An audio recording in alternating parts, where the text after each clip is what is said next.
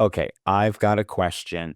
What do Puppy Love, a flailing medical career, and Mr. Christmas have in common?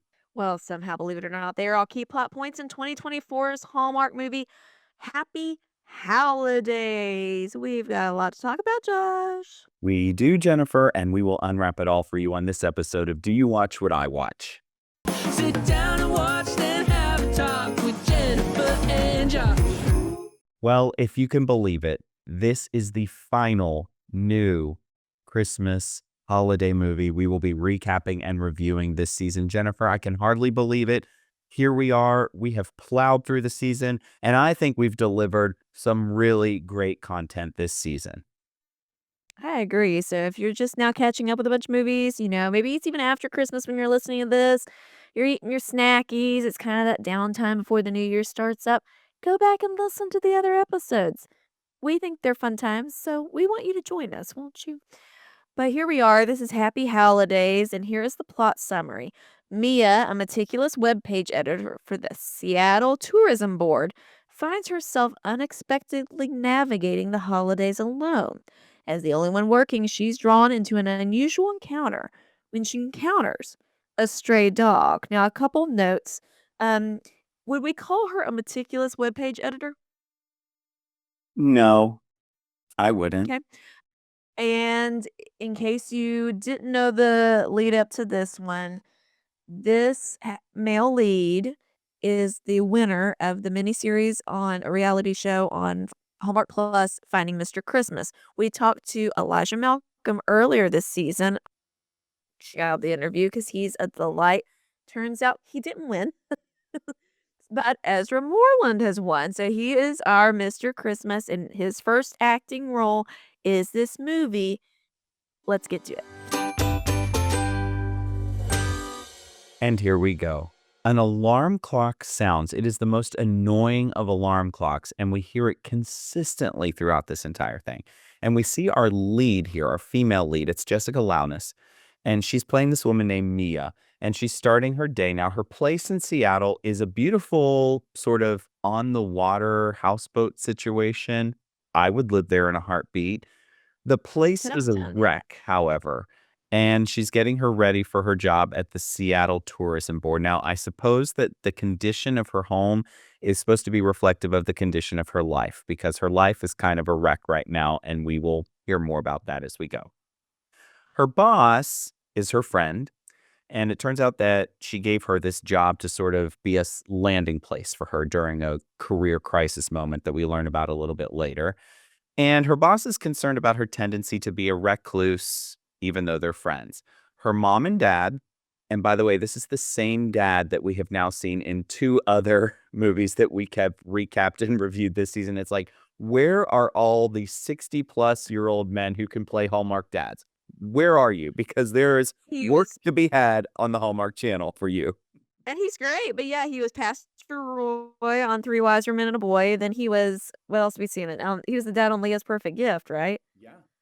And now Absolutely. he's here again. He's Here again, Peter Gallagher, and it's creepy. Like it's not creepy. It's uncanny. Like It's he could be a doppelganger. That every uncanny. time I've seen him, I'm like, is Peter Gall? No, it's Pastor Roy at it again. I guess pastoring ain't paying the way it used to, so he's got to get these extra Here gigs. we go. Anyway, mom and dad are super bummed that Mia is not coming home for Christmas. They're in Miami, she's in Seattle. So, of course, it's Seattle, starts pouring. Mia's just out and about, tootling around. She spots a stray dog who just happens to be caught in a fence, like dramatically so, caught in a fence. Mm. They wind up both being drenched. Of course, Mia does the right thing, frees the dog, and now they're both drenched. And the dog, she sort of lets the dog sort of, okay, you're good. See you later, dog. But the dog winds up following her, aggressively so, and follows her all the way home. And then she gets home, she opens the door, she closes the door, she hears the dog whimpering. And what do you know? She decides to reluctantly let him inside. And they chat about her life over some ramen a little bit later. And I was kind of grossed out by this because she's eating this ramen with chopsticks and she gives the dog some and then she puts the chopsticks back in the food and then she eats some. And I think at one point she fed the dog from the chopsticks into his mouth. I could Did have been she? mistaken. I was I was taken aback. 'Cause Maybe I got at that. first I was like, "Well, she didn't feed the dog with the chopsticks, but maybe she did." Listen, I was grossed out for Mia anyways in the beginning. I mean, her apartments or her houseboat, whatever's in the shambles, like you said.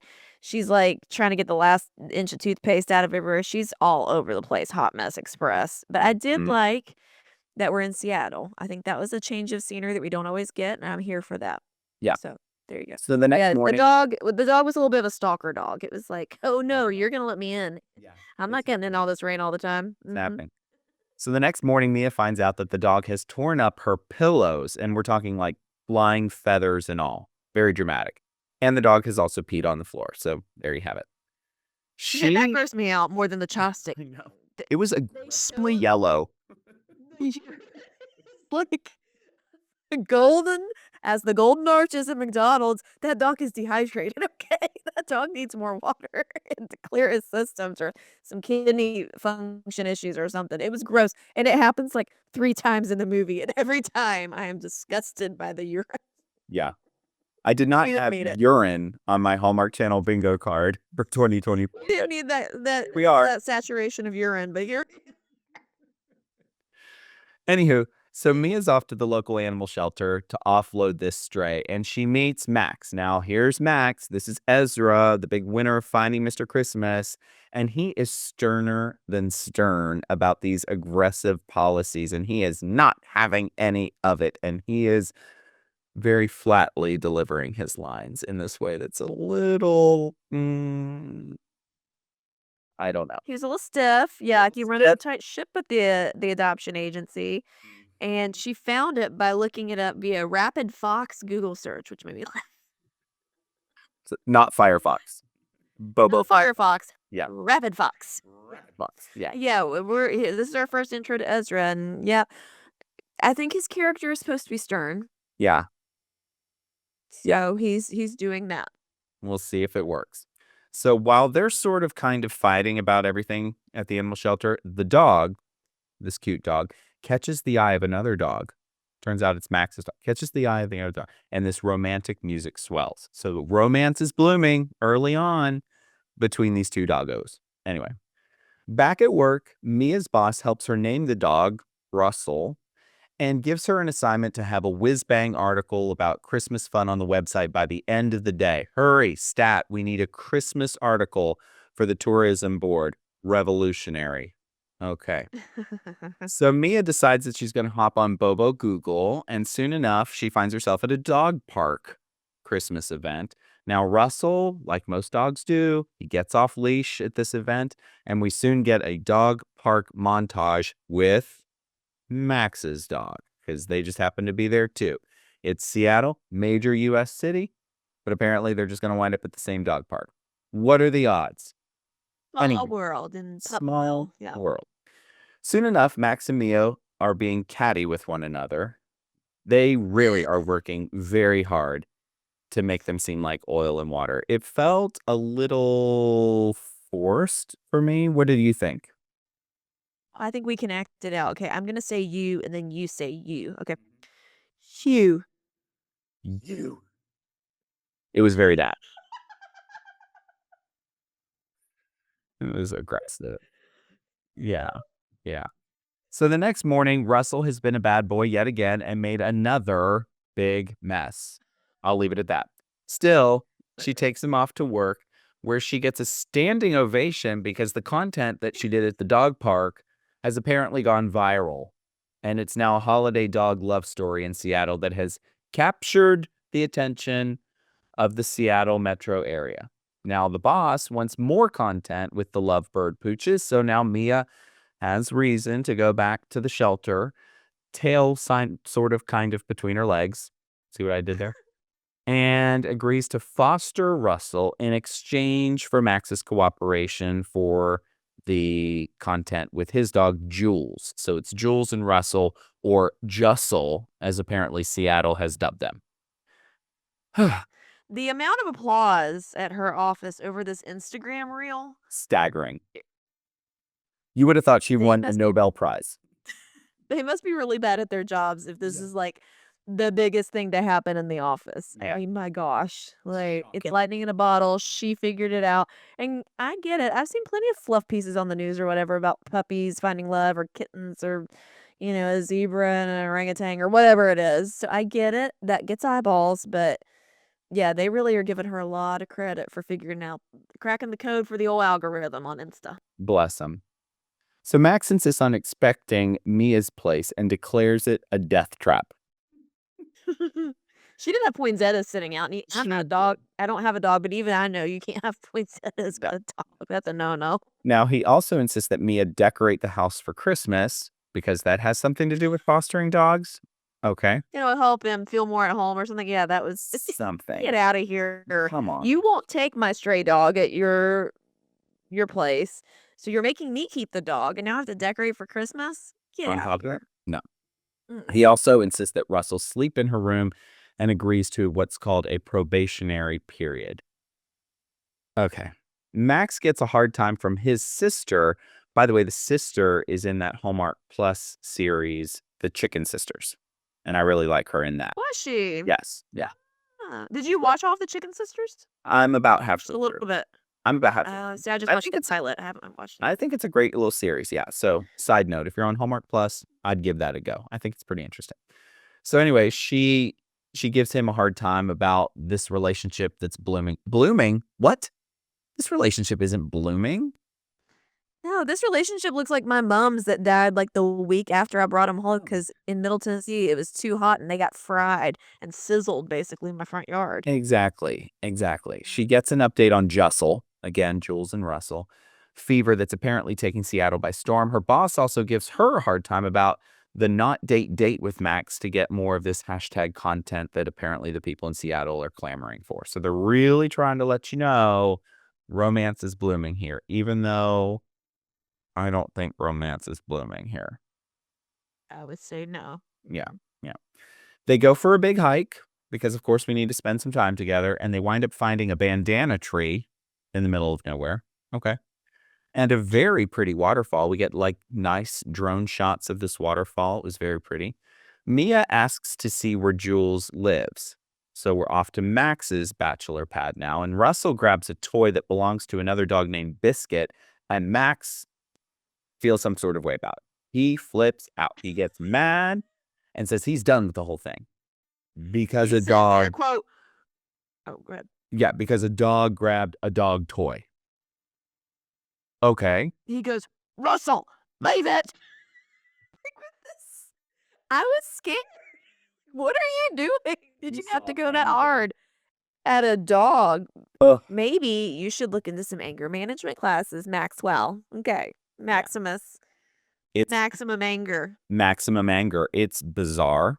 It's also bizarre when both of them separately unpack what they're feeling about all of this with their respective doggos. We get this sort of back and forth. They're talking to their dogs about their feelings. Later on, Max tells his sister he didn't see a future. A future with Mia. You've known her 48 hours. Sir, sit Yeah. down somewhere. Seattle is apparently super sad that Max, sit. I know. Seattle is apparently super sad that Russell and Jules have, quote unquote, consciously uncoupled. Oh, here we go. Max has a change of heart and shows up at Mia's place to tell her about Biscuit and Amy, his ex. So Amy's had this dog named Biscuit, and apparently Biscuit and Jules were friends before Jules and Russell became friends. So it's sort of like a love triangle, kind of, sort of. I don't know. They agree not to fall in love. Max and Mia agree not to fall in love so that the dogs can, which at this point I'm perfectly fine with, even though it's clear where this is going. Please don't fall in love. We don't need it. If don't need us kind of tolerate each other, I'll be up there with that. Jingle-ling-a-ling. Don't even need it. They take the dogs out to some farm. Apparently, Max has a friend who has a farm or something, and they see a wood carver randomly that just is there carving wood with a chainsaw. Yeah. He later tells her how he started the dog shelter. So we get the backstory on him. He's apparently a Navy veteran or something and started this because he saw the redemptive and therapeutic power of dogs, which, I agree with. That's kind of sweet. Now we're back at the shelter. Do we think he has some PTSD going on? Maybe with the anger he displayed over Russell grabbing Biscuit's dog toy. I don't know. That would make more sense. That Yeah. that I can understand and appreciate that if that's Should have connected those dots. Yeah. Now we're back at the shelter where Max's sister catches him dancing and singing. For some reason, Max has done a complete 180 and he's in a great mood now. And he's all in his Christmas vibes, dancing around his storage room or whatever, full of dog food and toys and bowls and whatnot. Clearly, he has got the feels for Mia. Mia's friend also gives her a hard time about this so-called budding romance. Everyone is seeing things that I'm not. It's the bottom line. It's very weird to me. Anyway, they're off on another hike, this time to find something called the True Love Christmas Tree. They hang ornaments of Jules and Russell on this tree, and then they dodge some more raindrops. They get caught in the rain because, of course, it's Seattle. And so they get back to her two house. attractive people caught in the rain. Like So that. of course we have to have a scene from like a 90s boy band video. Yes. That's exactly what happens. They get back and she's like, oh, I'm going to run upstairs and change. And he, of course, takes off his shirt right there in her living room, and somehow she throws him a shirt and that shirt somehow manages to fit him. Why they're the same size is beyond me. Yeah. And they almost kiss, only to be interrupted by her parents. Her parents show up from Miami, and this is kind of awkward, and I kind of laughed at this film. Max and Mia play Poochie Putt-Putt for some more hashtag Jussel content. Mia lets on that her parents think that she's a disappointment because, plot twist, turns out she's actually a physician who had a patient who died. So there's like a very dramatic backstory to her and why she's there in Seattle. But her parents have told her, they came all the way from Miami to Seattle to tell her that they want to retire and they want her to take over their practice. This is a lot. And they didn't mention that before now. Yeah. If Just you pick up have the a phone. if you're both physicians and you have a practice anyways, I feel like this should have come up before now.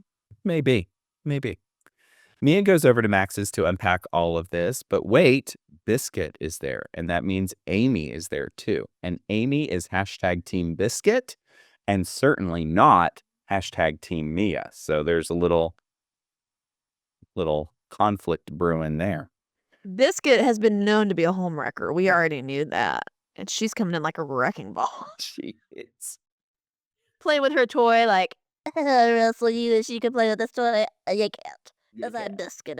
Biscuit is Biscuit is back. Move over. Move over, Russell. I'm Biscuit. This is my thing. not sponsored by Tutors Biscuit World, but we Guys, not at all. Maybe next season. Come on, Tutors. Bring it in. I will wear a Tutors Biscuit World t-shirt on every episode if we can get a sponsorship deal. No problem with it. I'll get like a big old biscuit and neon back here that spins. I'll put a sign right there on this blank spot on my wall that says Tutors Biscuit Sponsored World. by Tutors Biscuit World. If you're in West Virginia or parts of Ohio, get you some good biscuits. Yes. Biscuits worth the Okay. road trip is what we'll call it. Yeah. Oh, that's good. Yeah. Maybe we could get Mia to do an Instagram reel about that. And it would go viral. If we could get the pups sitting at Tutors, nibbling on a biscuit. Oh, that'd be too dark though if the other dog's name was Biscuit. It's a little- Right. Can we get Jussel Yeah. at a Tutors Biscuit World, just sort of like Yeah. tootling around? Yeah, we'll see. Yeah. Amy convinces Max to go shopping with her. I thought Max had feelings for Mia, but he agrees to go shopping with Amy. Weird choice.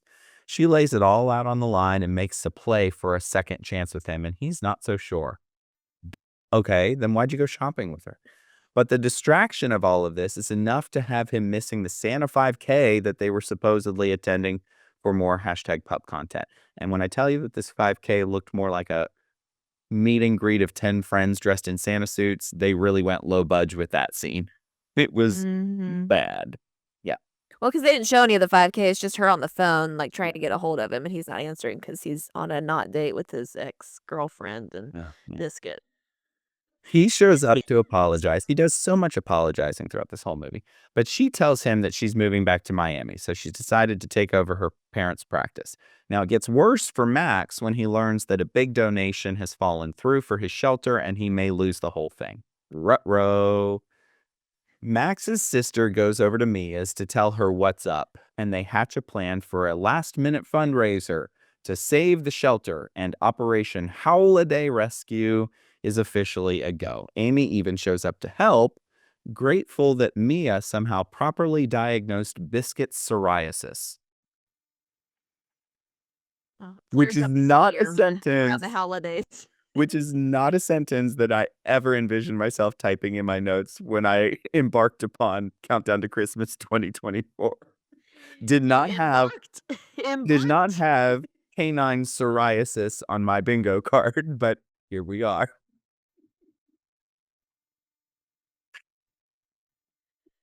Oh, man. We've come a long way, haven't we? Also not. At the same Also not. Gosh, the fundraiser is a fun time, and we get a Jonathan Bennett cameo here. He shows up to adopt a dog very eagerly, and he calls Max Mr. Christmas, which is like a wink to the show. But if you didn't watch the show, you'd be like, why are we calling him Mr. Christmas again? He's neither holly nor jolly. Why is No. he Mr. Christmas? No, yeah. Then Mia gives a heartfelt speech and announces she's officially adopting Russell. Max tells Amy he's staying in Seattle, so that gets yada yada. But they're still short on funds for the doggy nonprofit until Mia's folks, again, both of them physicians, they step up and they apparently write a big fat check. So we yada yada that problem too. Mm. The next morning, Mia and her folks have Christmas mimosas, and she tells them that she wants to be a veterinarian now, as if we could just sort of like make that happen. I'm like, you're going to have to go back to school for that. You're going human. Right. I kind of thought like that this would be after the psoriasis find. I was like, well, maybe she should be a vet, but I didn't know what how many credits carry over for that kind of thing. I would imagine some crossover, but yeah. But she says, I don't just want to be a veterinarian. That's not all I want. Here we go. Back to Puptown. Max watches the highlight reel of the love story that his sister apparently put together for the fundraiser that I guess has been running on loop all night long. I don't know. They're like playing it on a projector on some sort of sheet that's hanging in the building or whatever. Okay. And he takes off running. He's got to go get her. He's got to run. And so he's running, not in running shoes. He's running in loafers or whatever. And she's running too. And they're both running with their dogs. And the dogs both come off the leashes and they run toward each other. And the dogs have a moment. And soon enough, Max and Mia run into each other and they say sweet things. And of course, they kiss. And that's the end. It's time for gold or coal. Last movie of the Countdown to Christmas season, and it's our last gold or coal of the season. And if you're brand new to the podcast, just to recap, here's what we do. Jennifer and I are each going to give 3 gifts. This is how we tell you if we think it's worth the watch. And so if there's more gold in this one, we're going to call it, he's a good boy. And if there's more coal, we're just going to call it rough. And if it's a tie, 3-3, we're just going to call it a Merry Christmas. Jennifer, to you first. do I have to go first? Yes. Okay, here's the deal. This listen, we're just a couple of friends who like this kind of movie. A lot of as escapism. We like to laugh and talk about it. That's why we started the podcast. We thought you all might enjoy it as well. It is not my goal to be mean-spirited because I understand real people make these movies. They spend real money and real time and real dreams in these movies.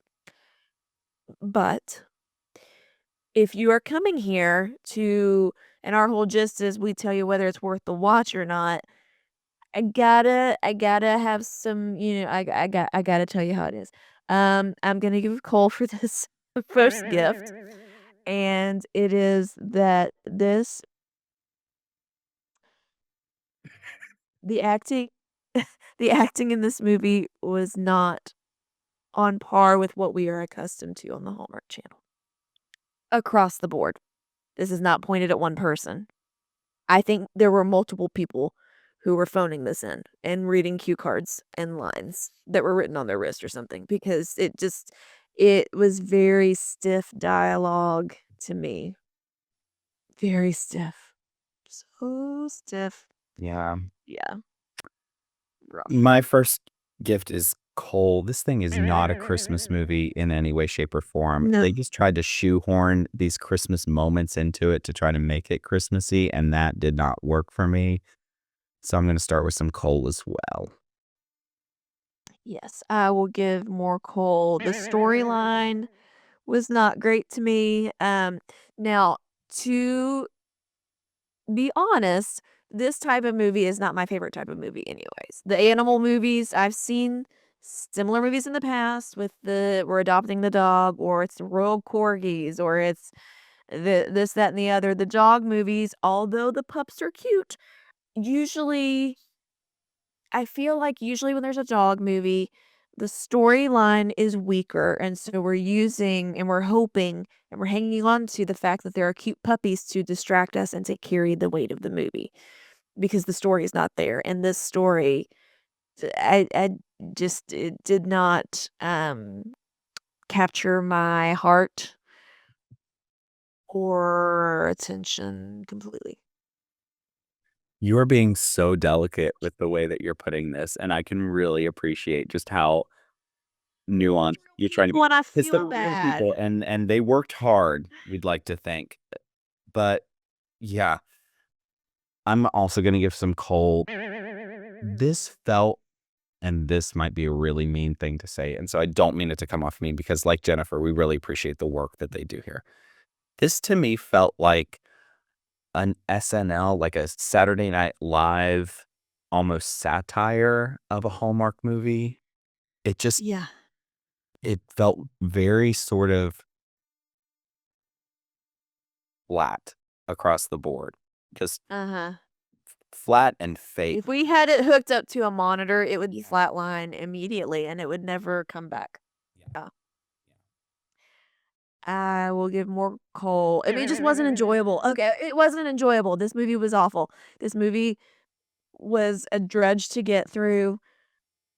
There was no humor that got me. There was no heart that got me. There were no big feelings that captured my emotions.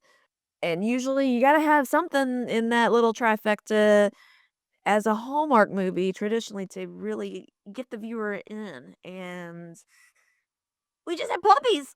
We had a puppy love story and a home wrecking biscuit. It's all we had from it. There were weird lines delivered that were too, like we said, too off the rails anger. There was just no chemistry to be found. I've gotten my binoculars out and found none. And it was bad. Yeah. My last gift is coal as well. The romance between the puppies was more believable than the romance between the leads. And I hate to say that because, again, I wish nothing but the best for Russell and Jules. I mean, I think they got a long life ahead of them. I'm Team Jessel. I don't know that I could say I'm Team Max Mio. So, bottom line, we did not really like this movie. And so it had 6 coal. We're going to call it rough. And I don't know how you feel, and I would love to know your thoughts on this. I don't know that a different winner of Finding Mr. Christmas would have made me feel all that differently about this particular movie. What do you think? Agreed. And I've seen an awful lot of hate towards Ezra online specifically, and I don't think it's well placed completely on him. I think like I said earlier, there were a lot of things wrong with this movie that just it was never probably going to be one that I liked. And there were plenty of other people acting in this movie that it didn't really. I mean, we've seen Pastor Roy 3 times this year, and even his lines were flat. It didn't have energy. It just kind of just was. And I will say, I mean, obviously you could tell this was Ezra's first movie in this, well, period, his first acting in anything.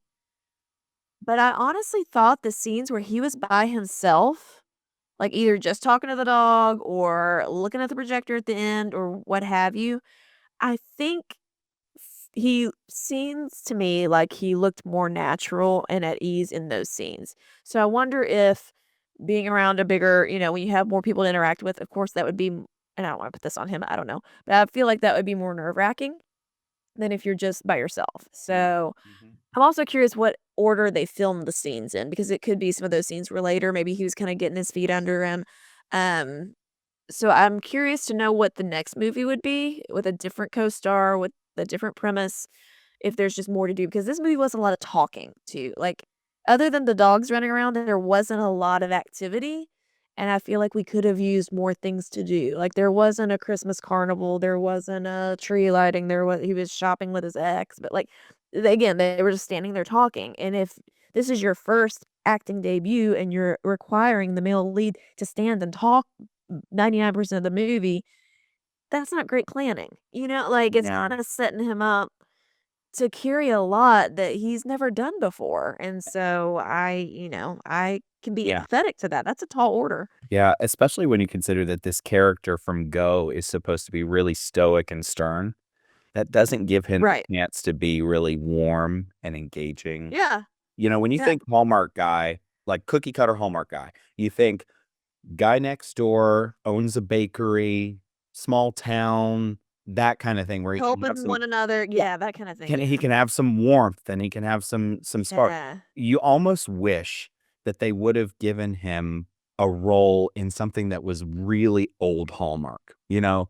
something that would have been very kind of he's like the small town guy who's been there forever and she's the big city who comes home for Christmas. Like something that's familiar that lets him be warm, because this really didn't let him be warm. Like he's supposed to go through a transformation, but it was too little too late for me. So, yeah. Well, yeah, he could even still own the shelter, but make it known earlier in the movie, the shelter's really struggling. We need to get the whole town involved to help save the shelter. And oh, of course, we love Max. Max has been here all his life, or whatever, and so we're gonna stay around Max, and there's a heart to it. Yeah, Yeah. Build out his make us military care. history, do something to make him endearing from the start. Like we needed that, and we didn't get that. And that's just not fair. So I hope that this isn't the end for him. I think that he has potential. I also wonder, was the production of this rushed because it had to be timed It with was the later in the ending of season, yeah. that and all of that? So I kind of wonder if this was sort of one that was thrown together and they really didn't get him, you know, rehearsal time or coaching or I know, I'm so curious, and we'll never know, but I'm so curious how much time there was between the ending, him being crowned Mr. Christmas, to filming this, and what kind of training and education and practice he really got time for. I'm so curious about that, but, um, yeah, wish him the best. Hope to see him again, but this movie was just not it. I will say it's not my least favorite of the season, because I did laugh at a couple things. I wasn't supposed to laugh, but I did. exactly. Like, for all the things that this movie is, it wasn't boring. It was flat, but it wasn't boring necessarily.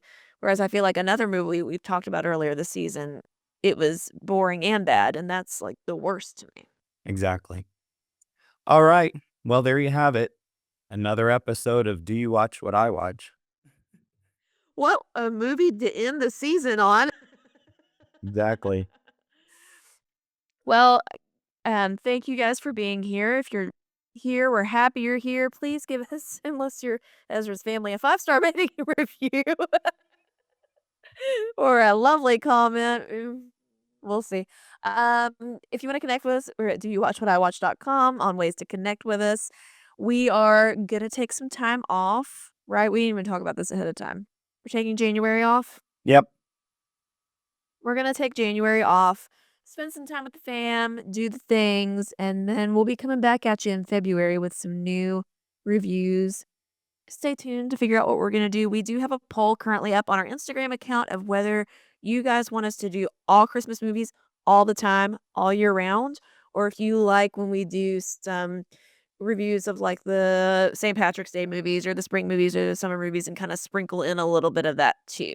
So sound off, let us know, because obviously we can talk all day, but we want to make content that you're excited about. So let us know there, and stay tuned to the socials to figure out what's next. But until then, May your days be merry and bright. We'll see you soon.